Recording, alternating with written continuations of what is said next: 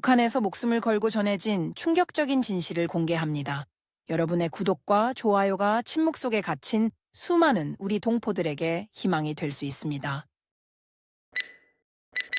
여러분, 저는 북한군에서 1년, 한국군에서 2년을 복무한 유일한 탈북 여군입니다. 망원경으로 휴전선 너머 한국군 초소를 바라보던 그 순간이 아직도 생생해요.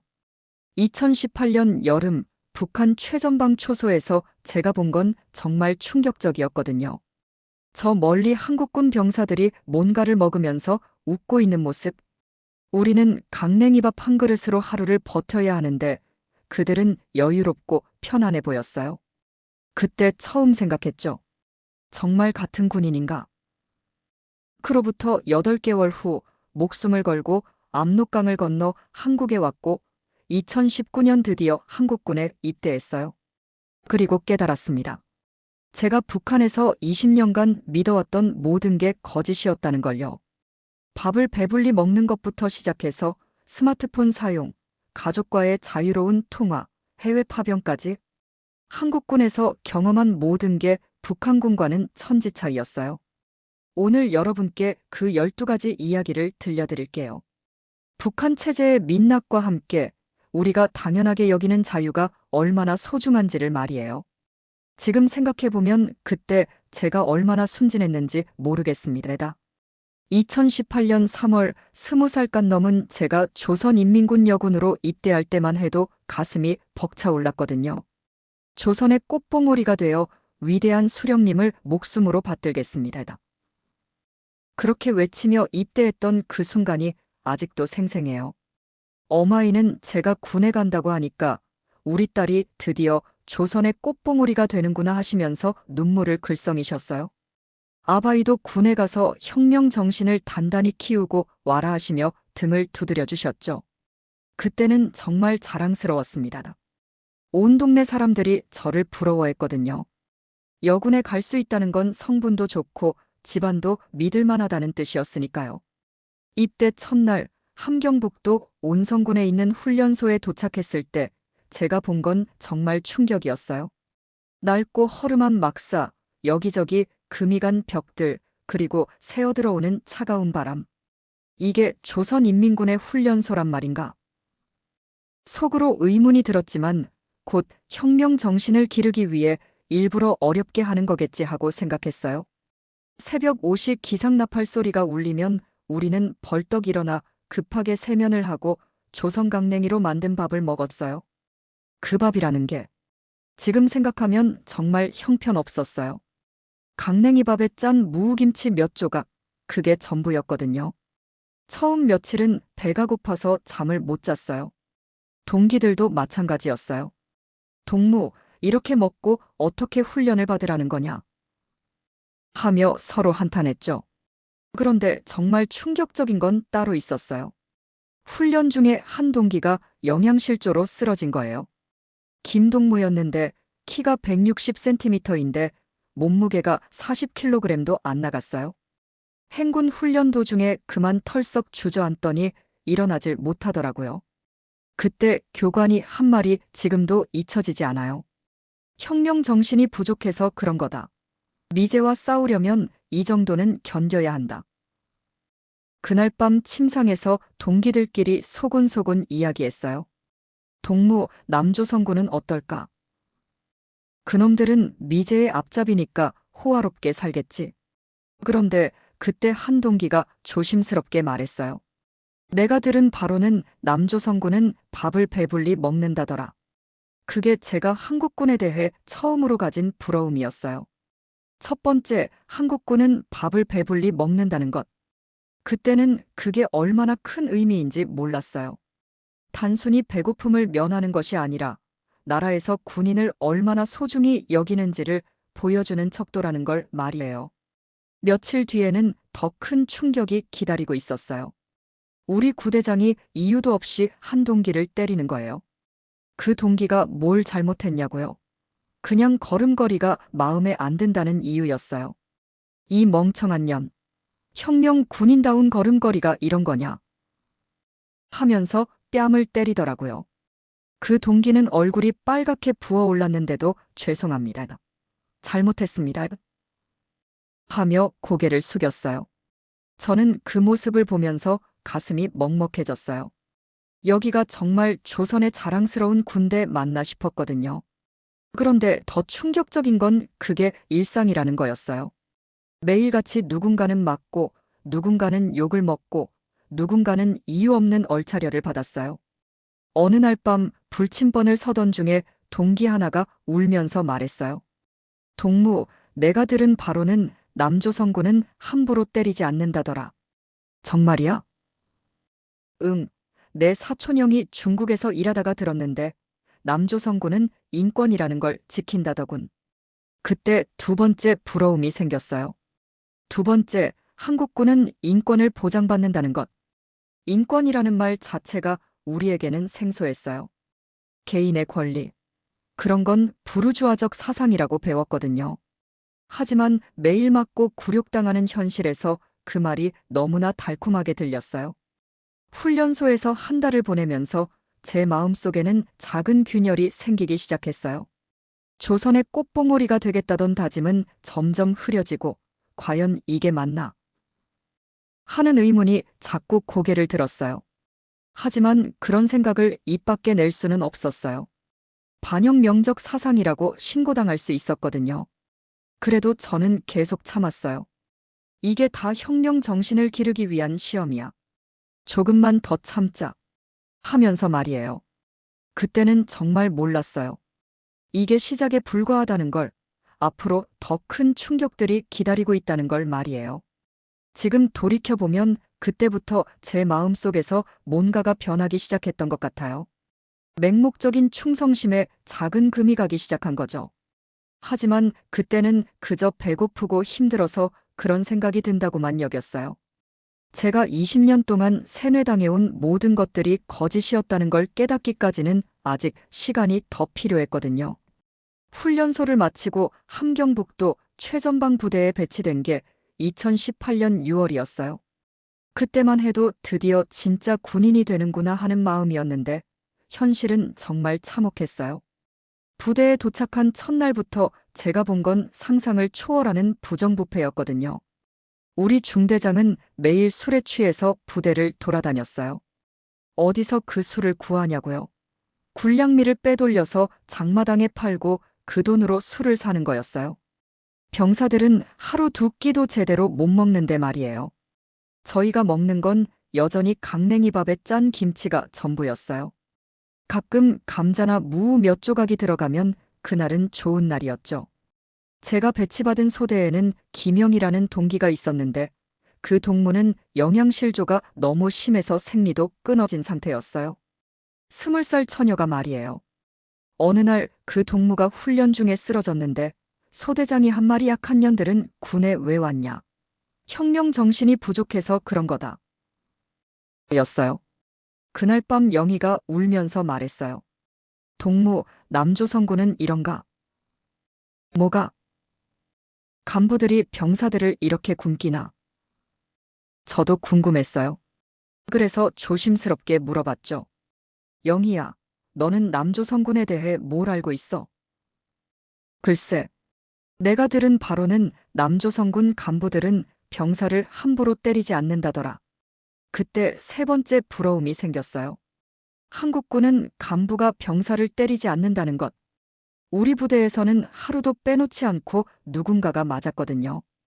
기분 나쁘면 때리고 실수하면 때리고 때로는 이유도 없이 때렸어요. 혁명 정신을 불어넣어주는 거다라는 명목으로 말이에요.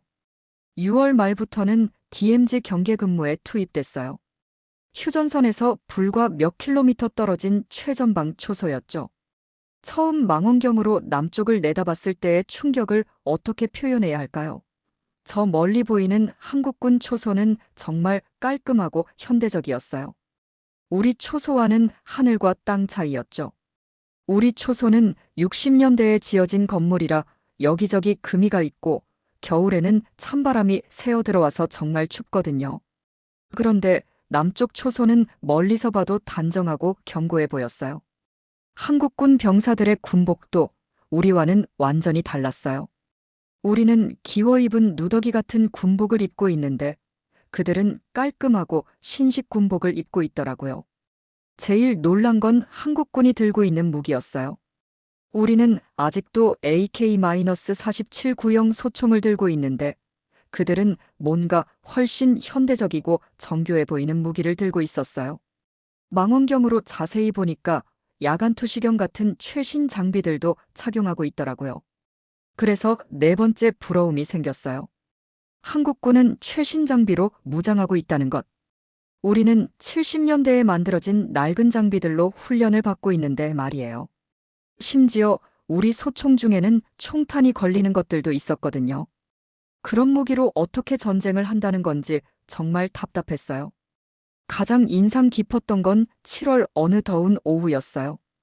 경계 근무를 서면서 망원경으로 남쪽을 보고 있는데 한국군 병사들이 뭔가를 먹으면서 웃고 있는 게 보였어요. 그게 뭔지는 잘 안 보였지만 여유롭고 편안해 보이는 모습이었어요. 우리는 항상 긴장하고 살아야 하는데 말이에요. 그날 밤 불침번을 서면서 동기 정미와 이야기했어요. 정미야, 너는 남조선에 대해 어떻게 생각해?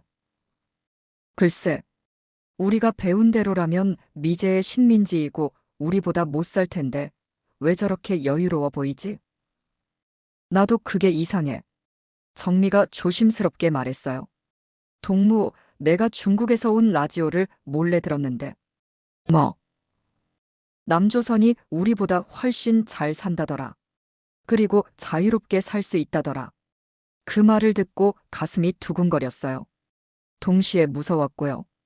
그런 이야기를 하다가 들키면 정치범 수용소 가는 길이었거든요. 8월에는 정치학습 시간이 더 늘어났어요. 매일 반미 반남 교육을 받았죠. 미제는 악마다. 남조선 괴뢰들은 우리 민족의 원수다. 그런 구호를 매일 외쳤어요. 하지만 제 마음속에서는 점점 더 큰 의문이 들었어요. 정말 그럴까? 내가 본 남조선군 병사들은 악마 같지 않았는데. 정치학습 교관은 매번 똑같은 이야기만 반복했어요. 미제와 남조선 괴뢰들이 우리를 침략하려고 호시탐탐 노리고 있다. 우리는 목숨을 바쳐 조선을 지켜야 한다. 하지만 제가 경계 근무를 서면서 본 한국군들은 전혀 침략할 기세가 아니었어요. 오히려 평화롭고 여유로워 보였거든요. 어느 날 정치학습 시간에 교관이 남조선군은 미제의 앞잡이로서 우리 인민들을 괴롭히고 있다고 했는데 저는 속으로 생각했어요. 그럼 왜 우리는 매일 굶고 맞는데 그들은 여유로워 보이지? 그런 생각을 하는 제 자신이 무서웠어요. 혹시 반영명적 사상에 물든 건 아닌가 하고 말이에요. 9월이 되면서 부대 상황은 더 악화됐어요. 간부들의 부정부패는 더 심해지고 병사들의 영양 상태는 더 나빠졌어요. 어떤 동기는 야맹증에 걸려서 밤에 보초를 설 수도 없게 됐어요. 비타민 부족 때문이었죠. 그런데도 간부들은 혁명 정신이 부족해서 그런 거다라고만 했어요. 그때 정말 절망적이었어요. 이게 조선의 군대 맞나? 우리가 뭘 지키고 있는 거지? 그런 생각들이 머릿속을 맴돌았어요. 하지만 그런 생각을 누구에게도 말할 수 없었어요. 동기들도 마찬가지였을 거예요.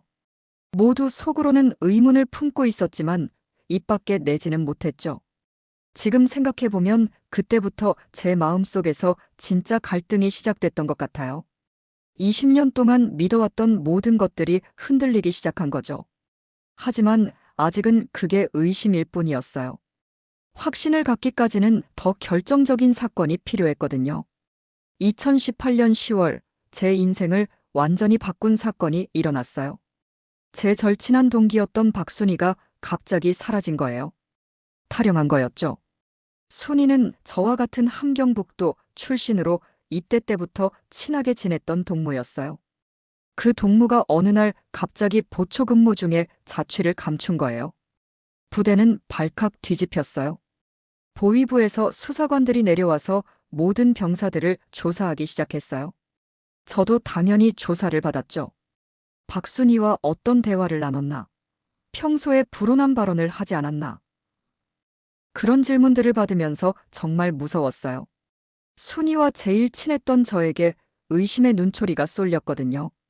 더 충격적인 건 순이 가족에게 내려진 처벌이었어요. 연좌제라는 게 얼마나 무서운지 그때 깨달았어요. 순이의 부모님과 남동생이 모두 정치범 수용소로 끌려간 거예요. 아무 죄도 없는 가족들이 말이에요. 그 소식을 들었을 때 온몸이 떨렸어요. 만약에 내가 탈영하면 우리 가족도. 상상만 해도 끔찍했어요. 그런데 더 무서운 건 저도 계속 감시받는다는 거였어요. 순이와 친했다는 이유로 정치 성분에 문제가 있다고 찍힌 거죠. 간부들이 저를 보는 눈빛이 달라졌어요. 뭔가 의심스럽다는 표정으로 말이에요. 그때부터 제 군 생활은 정말 지옥이 됐어요. 11월 어느 추운 밤 불침번을 서다가 정말 우연히 한국 드라마를 보게 됐어요. 중국에서 넘어온 USB를 누군가 몰래 돌려보고 있었는데 그게 태양의 후예라는 드라마였어요. 처음에는 이런 걸 보면 안 되는데 했지만 호기심이 이겼어요. 그 드라마를 보면서 받은 충격은 정말 말로 표현할 수 없어요. 드라마 속 한국군 장교들의 모습이 너무나 인간적이고 멋있었거든요. 상급자가 부하를 존중하고 서로 농담도 하고 무엇보다 연애도 자유롭게 하더라고요. 그때 5번째 부러움이 생겼어요. 한국군은 연애도 자유롭게 할 수 있다는 것. 우리는 군 복무 중에 연애는 꿈도 꿀 수 없었거든요. 그런 건 부르주아적 타락이라고 배웠고 발각되면 처벌받았어요. 하지만 드라마 속 한국군들은 당당하게 사랑하고 그걸 주변에서도 인정해주더라고요. 더 놀라운 건 한국군이 해외 파병을 간다는 설정이었어요. 평화유지군으로 다른 나라에 가서 어려운 사람들을 돕는 거였죠. 6번째 부러움이었어요.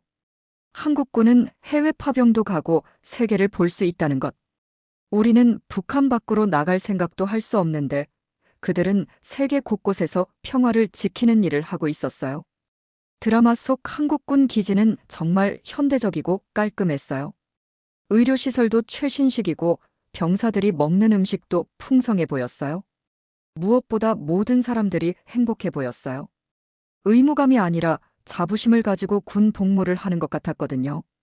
그 드라마를 보고 난 후 며칠 동안 잠을 못 잤어요. 저게 진짜일까? 정말 저런 군대가 있는 걸까? 하는 생각이 머릿속을 떠나지 않았거든요. 동시에 우리 현실이 너무나 비참하게 느껴졌어요. 12월에는 더 결정적인 만남이 있었어요.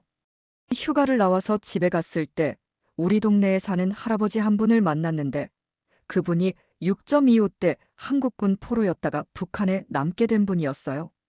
평소에는 말이 없으신 분이었는데 그날따라 술이 취하셔서 진솔한 이야기를 해주셨어요.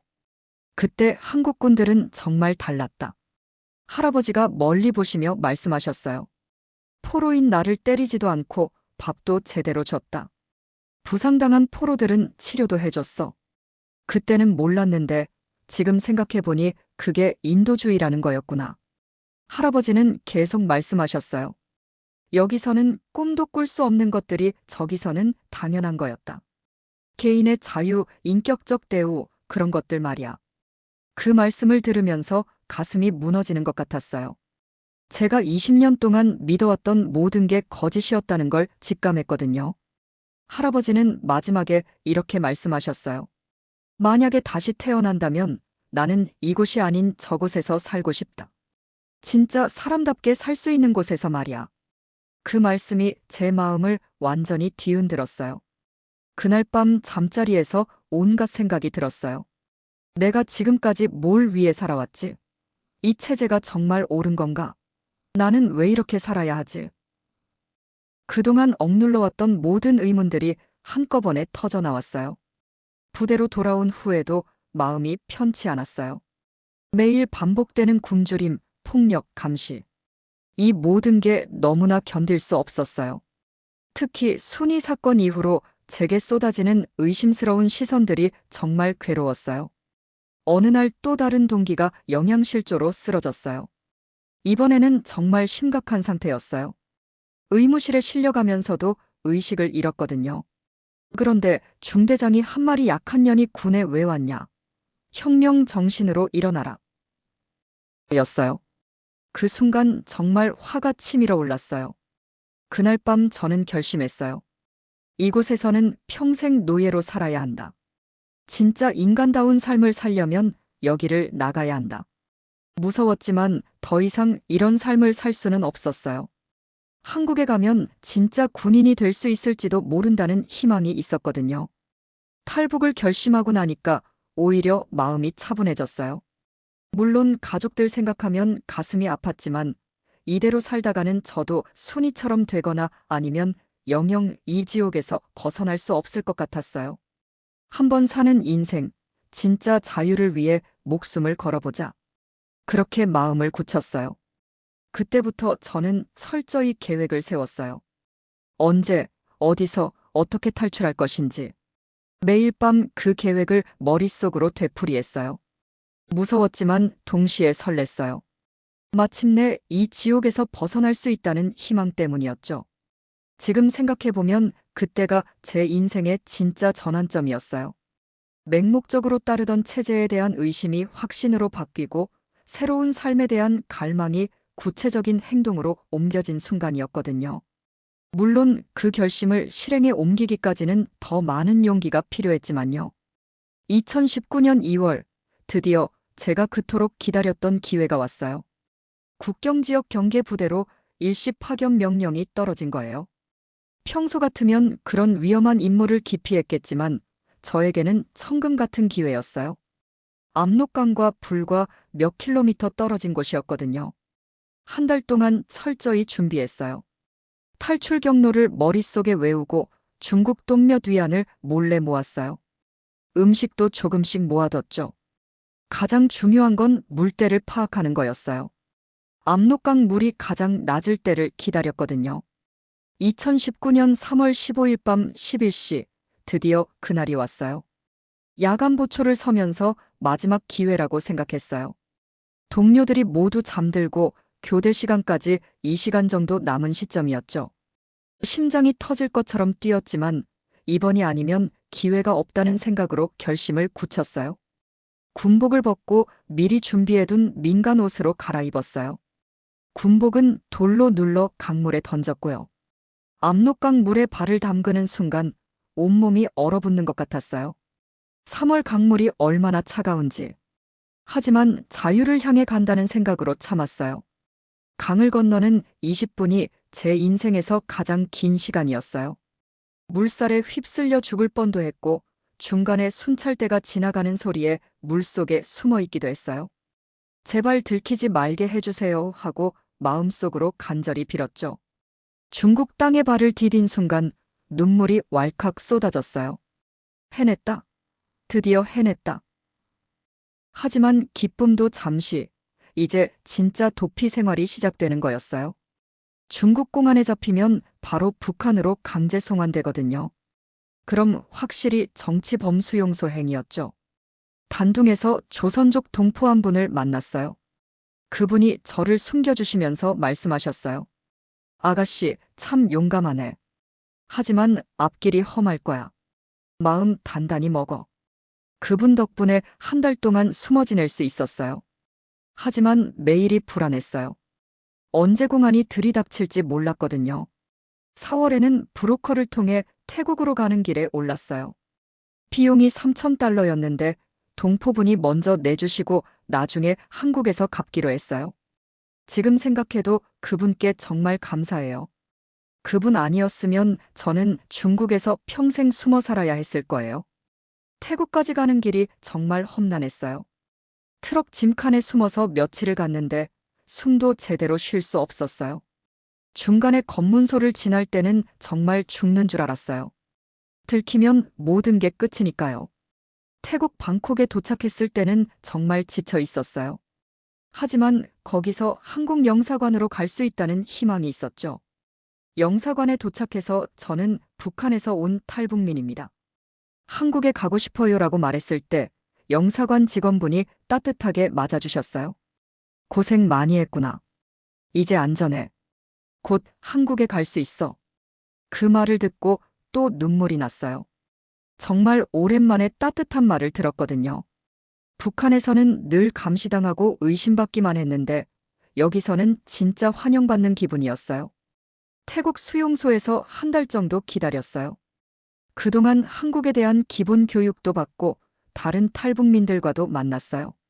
그때 처음 들은 이야기가 부러운 것 7번째, 한국군은 탈북민도 군인으로 받아준다는 것이었어요. 정말 믿기지 않았어요. 북한에서는 성분이 조금이라도 문제 있으면 군에 갈 수도 없는데 말이에요. 정말이야? 탈북민도 한국군에 갈 수 있어? 그럼 나도 한국군에서 복무했어. 정말 좋았어. 그 이야기를 들으면서 가슴이 뛰었어요.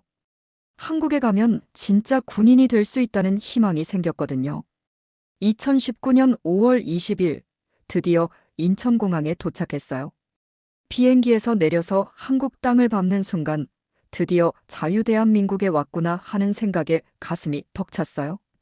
공항에서 맞아주신 분들도 정말 친절하셨어요. 한국에 온 걸 환영합니다 하시면서 웃어주셨거든요. 하나원에 도착해서 3개월 동안 적응 교육을 받았어요. 민주주의가 뭔지, 자유시장 경제가 뭔지, 한국 사회는 어떤지, 모든 게 신기했어요. 특히 인권이라는 개념을 제대로 배울 수 있어서 좋았어요.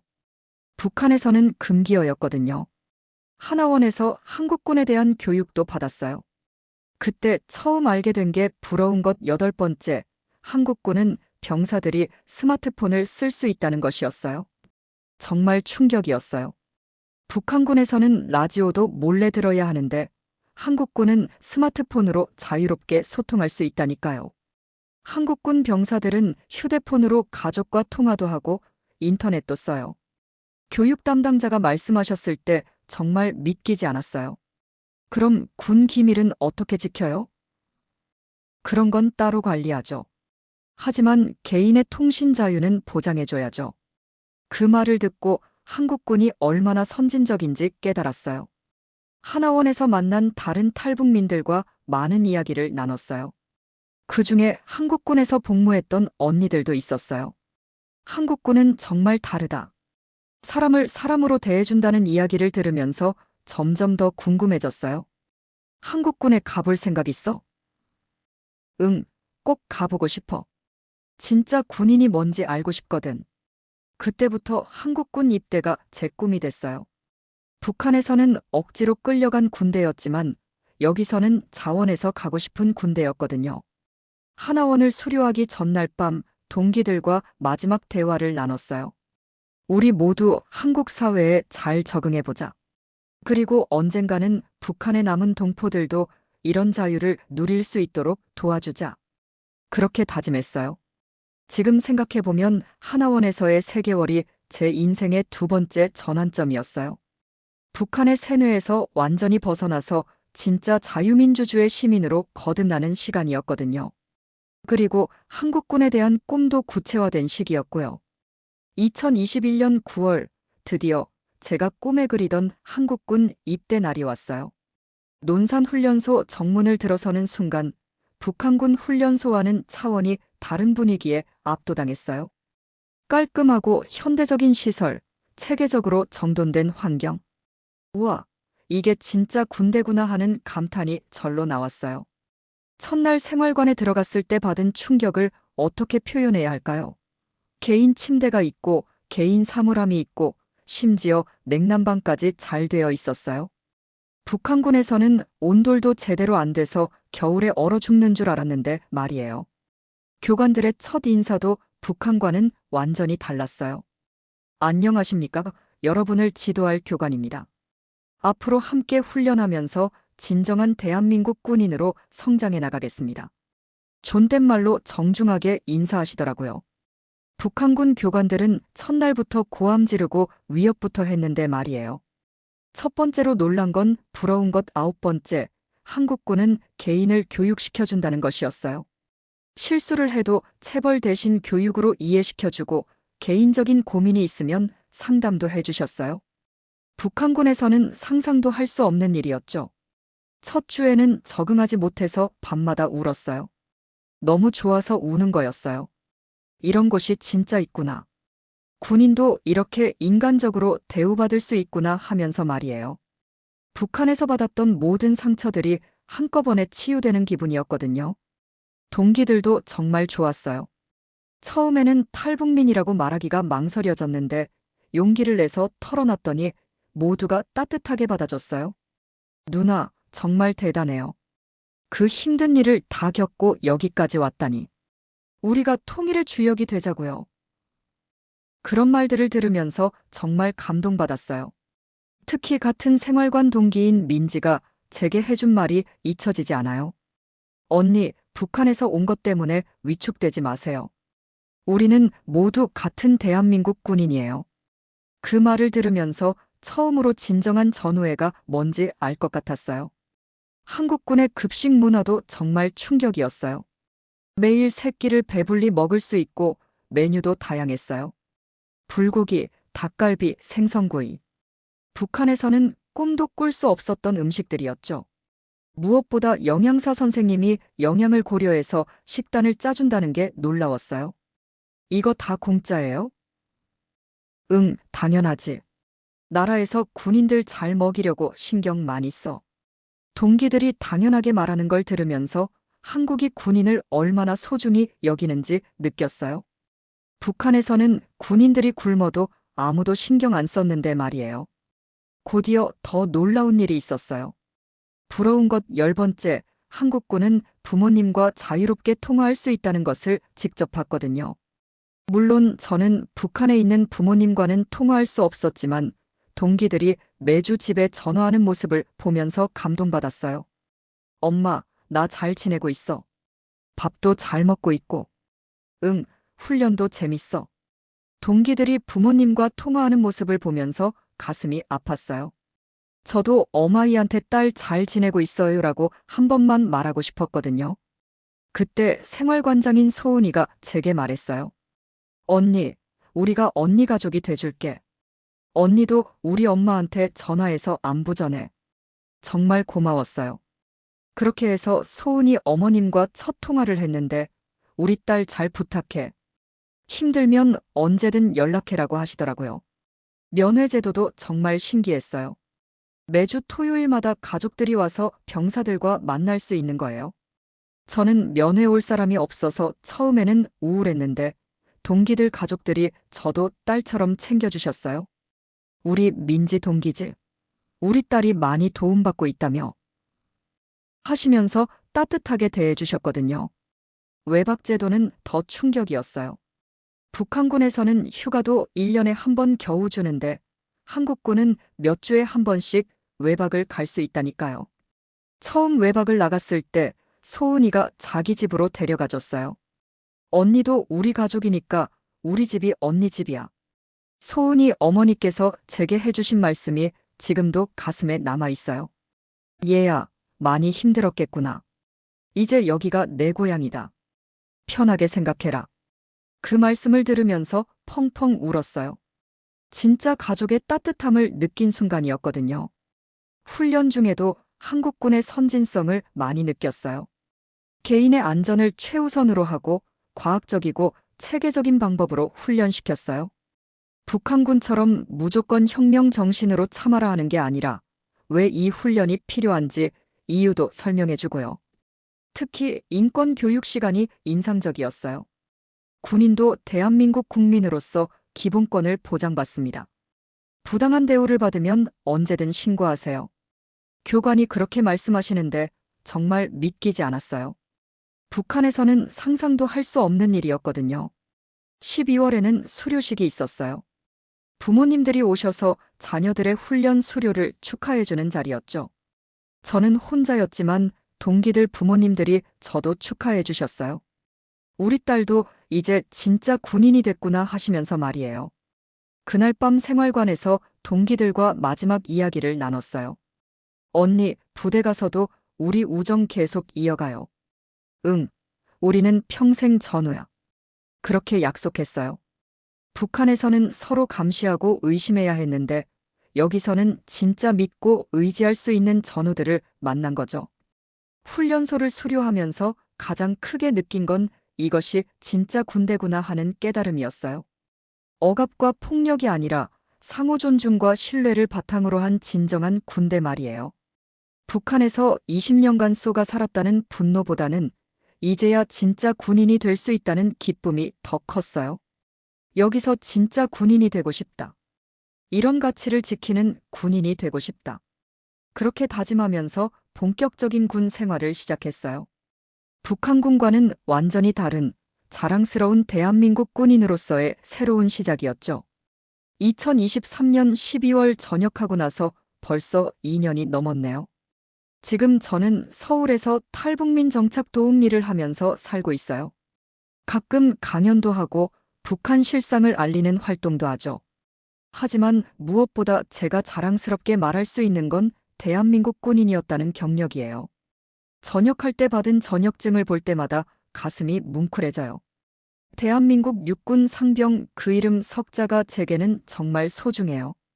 북한에서는 이름도 없는 존재였는데 여기서는 당당한 대한민국 군인이었거든요.